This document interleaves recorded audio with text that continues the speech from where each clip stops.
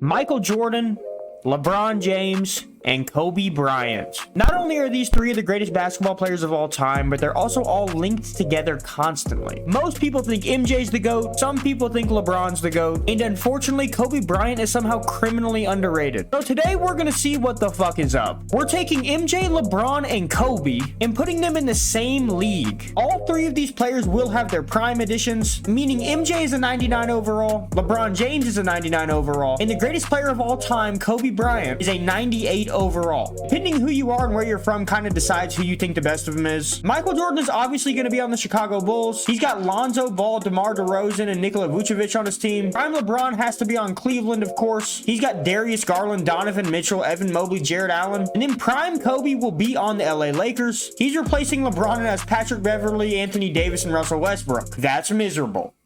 But if anyone can lift this team up, it will be Kobe Bryant. Kobe's a career 25 point per game scorer, and his killer mentality always makes it so his teams are in contention. And LeBron, of course, is one of the greatest we've ever seen. He's carried some pretty shitty Cleveland teams super far in the playoffs, and he's really just known for doing it all. And then, of course, you got Michael Jordan, probably the favorite to win MVP in this. He's a career 30 point per game scorer, and his list of accolades are longer than my dick. But anyways, in the power rankings, you got the Lakers in first, the Bulls in second, and then you got the Cavaliers down here at 11th. Cool to see a Kobe versus MJ finals. They have played against each other in real life, but Kobe was just a young pup at the time. We're gonna get this going, and we're gonna simulate to the All-Star break of this season.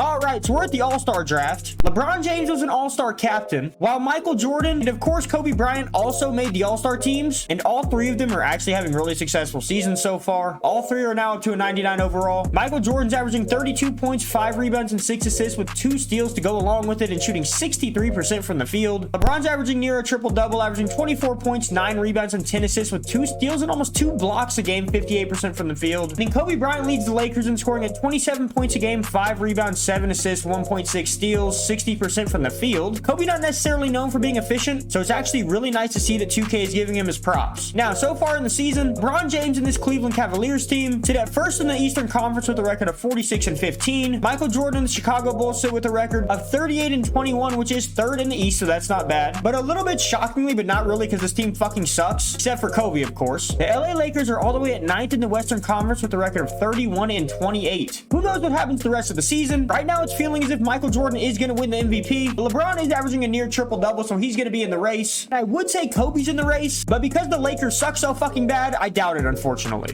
Okay, so LeBron James does actually end up winning the MVP. There goes reason number 1 to think he may be the GOAT. He averaged 24 points, 9 rebounds, and 10.8 assists, 2 steals, and 2 blocks. He also double dips the chip by winning Defensive Player of the Year. It's not looking good for us Kobe fans and you Michael Jordan fans. Michael Jordan and LeBron James do both make All-NBA first team, though. Kobe Bryant makes All-NBA second team, and all three of these players actually make All-Defensive first team. That's really cool. Before we do get into the NBA playoffs, though, I want to take a deeper dive into the efficiency and the stats of these players before, of course, seeing if any of them win the NBA title. So taking a look at Kobe Bryant's stats, he ended up finishing the season averaging 27 points, 5 rebounds, and 7 assists with 1.6 steals. Shockingly, he was almost a member of the 50-40-90 club right here. He had a plus-minus of 1.8. I know some of you guys don't like that stat, but it is actually kind of important. Let's go ahead and compare those stats to LeBron. Obviously, he averaged almost a near triple-double, 24, 9, and 10. 2 steals and 2 blocks a game at the small forward position is ridiculous. He shot 58% from the field and 44% from 3, but he only shot 75% from the free throw line. When you're driving to the basket as much as prime LeBron did, that's leaving a lot of points on the table and something to take into consideration. Okay, this is fucking nuts though. LeBron's plus minus was 10.8 points. That's a whole 10 points greater than Kobe's, and might explain why he won MVP. Now, some of you may disagree with this, but I actually think Michael Jordan had the best overall season. Not only did he average 32 points per game, 5 rebounds, and 6 assists with 2.2 steals a game, but he shot fucking 62% from the field, almost 50% from 3, and 84% from the free throw line. That's just ridiculous. 62% from a shooting guard, especially a volume shooter. Now, he did only have a plus minus of 5.9, but that's still good. Let me know in the comments who you guys think had the best regular season, but the regular season is not the end all be all in the NBA. That would be the playoffs. LeBron James has 4 championship rings, Kobe Bryant has 5 championship rings, and Michael Jordan has 6 of them motherfuckers. So it's going to be interesting to see what happens in this simulation. Now, the LA Lakers did end up getting the number 3 seed as they finished with a record of 48 and 34, so they had a strong second half to the season. The Chicago Bulls and Michael Jordan got the number 2 seed and finished with a record of 54 and 28. And then LeBron and the Cleveland Cavs got the number 1 seed with a staggering record of 63 and 19. Now, LeBron may have the best overall team from top to bottom, but there's a serious argument to be made that Kobe Bryant and Michael Jordan are both better winners with better winning intangibles than him. So it shall be interesting. It looks like I might be wrong in this situation though, as LA is down 3-1 against Minnesota. We gotta go in here and look at this, as it doesn't look like it's going well for Kobe and the Lakers. They are at home though, so hopefully they can pull it out. And holy shit, with 7 seconds to go, the score is 123-123. The Lakers have the ball, so we have a chance to see a Kobe Bryant buzzer beater to save the season as the clock is running down 2-1. He's gonna shoot it in. He's gonna score. And Kobe Bryant has just hit the buzzer beating shot to potentially save their season. And oh my goodness, D'Angelo Russell shoots a 3, but he misses, and Kobe Bryant has saved the day. Kobe finished this game with 37 points, 5 rebounds, 7 assists, and 4 steals. But unfortunately, it would not end up mattering as they lost the next game. Karl-Anthony Towns, Rudy Gobert, and Anthony Edwards were just too much. Kobe ended up averaging 28 points, 5 rebounds, and 7 assists in that round, but unfortunately, he has been eliminated.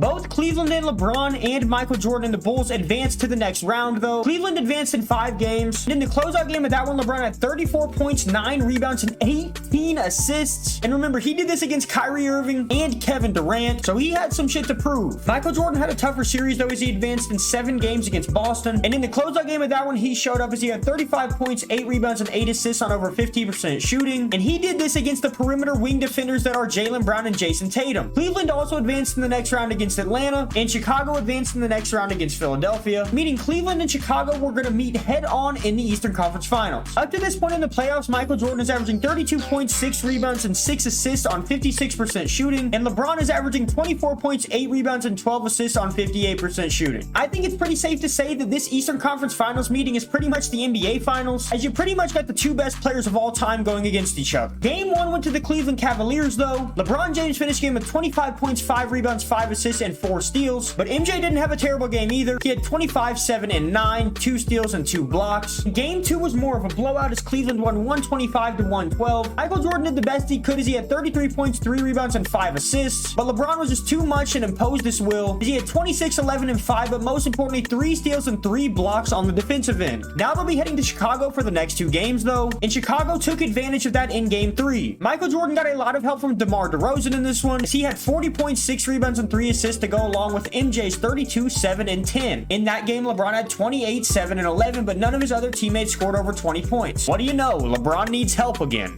And he got it in Game 4 as Cleveland steals a game from Chicago. They win 125-118. Donovan Mitchell had 35 points. Kevin Love had 23. And LeBron James did have a triple-double, only scoring 16 points, but 13 boards and 10 assists to go along with it. Michael Jordan had 38 points, 5 boards, and 10 assists on 14 for 26 shooting, but it just was not enough. And that ended up leading to the Chicago Bulls being eliminated in 5 games. In the closeout game, LeBron had 24 points, 2 rebounds, and 9 assists. He had 7 turnovers, though. Michael Jordan did go out swinging as he had a dominant game. He finished with 42 points, 7 rebounds, and 6 assists on 19 for 29 shooting, but it will be the Cleveland Cavs that advance to the NBA Finals in this one. So of our 3 test subjects today, LeBron James is the final man standing. You can for sure make a case that it's because he has the better team, or you might just think that he's actually the better player. LeBron and Cleveland end up taking on Memphis in the finals, though, and before you know it, they were up 3-0. Midway through the 3rd quarter, though, Cleveland and Memphis were tied at 62. LeBron dribbling the ball being guarded by Dylan Brooks. He's going to do a half spin move and get an easy layup right there. Simulated a little bit further in the game, though, and with just over a minute to go, Cleveland was up 6 points. Ja Morant driving in again and gets another layup. He's going to cut the lead to 4 with that bucket. Ja Morant once again has the ball, and he's going to drive in and try and help his Grizzlies, but he misses. Now Ricky Rubio is driving down the floor, and he's going to get a wide open layup, extending the lead to 6 points. Just like that, LeBron and Cleveland end up winning the finals 122-117. In the closeout game, Donovan Mitchell had 37, 9, and 11, and LeBron had 29, 11, and 8. Cleveland wins the title. LeBron James gets his storybook ending, winning Finals MVP, averaging 33, 8, and 11 with 3 steals and 1.3 blocks. And that, ladies and gentlemen, is how I will leave you in this debate on who the greatest player of all time is, Kobe Bryant, LeBron James, or Michael Jordan. But I just want to say thank you guys so much for the support on the channel, and thank you so much for stopping by,